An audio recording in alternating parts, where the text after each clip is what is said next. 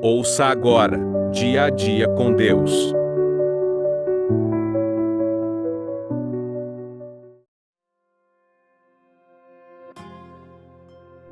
Andorinha solitária. O vento sopra onde quer. Você o escuta, mas não pode dizer de onde vem nem para onde vai. Assim acontece com todos os nascidos do Espírito. João, capítulo 3, versículo 8. Vencidas as barreiras que nos impedem de falar do amor de Cristo, uma última pergunta pode se levantar: o que fazer? Ou para quem falar? Ao ler as histórias dos grandes avivamentos que já ocorreram na história, é inevitável ficar impressionado com a forma como Deus usou poucos homens para promoverem uma grande mudança na sociedade onde viviam. Será que isso pode ocorrer ainda hoje?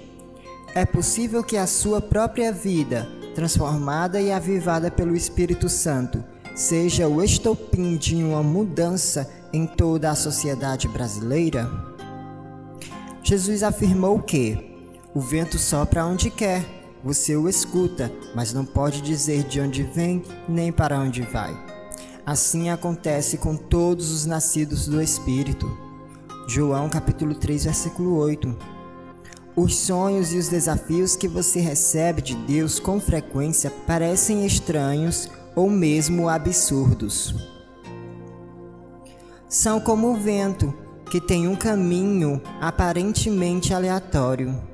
Entretanto, se você permitir a si próprio ser guiado pelo Espírito Santo e olhar para esses sonhos com os olhos da fé, não há mais absurdos, apenas o desejo de realizá-los. William Wilberforce foi um destes homens que receberam de Deus um sonho aparentemente absurdo.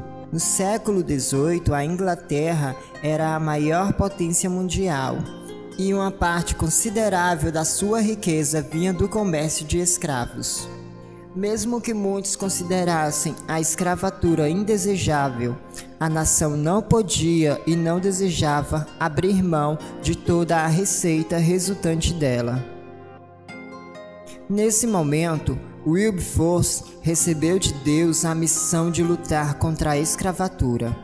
Em seu diário ele escreve: "O Deus Todo-Poderoso tem colocado sobre mim dois grandes objetivos: a supressão do comércio escravocrata e a reforma dos costumes." Durante 18 anos, ele lutou entre os parlamentares para que a Inglaterra libertasse seus escravos. Junto a ele, seus amigos oravam constantemente para que Deus cumprisse o propósito.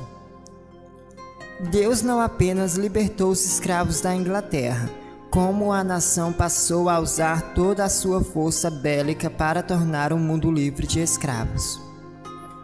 4 dias antes de sua morte, ocorrida em 29 de julho de 1833, a Lei de Emancipação foi promulgada, dando um fim definitivo a toda a escravidão na Inglaterra. Wilberforce era apenas e estamos acostumados a pensar que um homem não pode fazer muito. Como no ditado que diz que uma andorinha só não faz verão. Ele não era nem mesmo um pastor, mas alguém que estava disposto a ser orientado pelo Espírito Santo para fazer o que fosse necessário. Por meio da sua ação, todo o mundo foi transformado. É possível que nos últimos dias Deus tenha colocado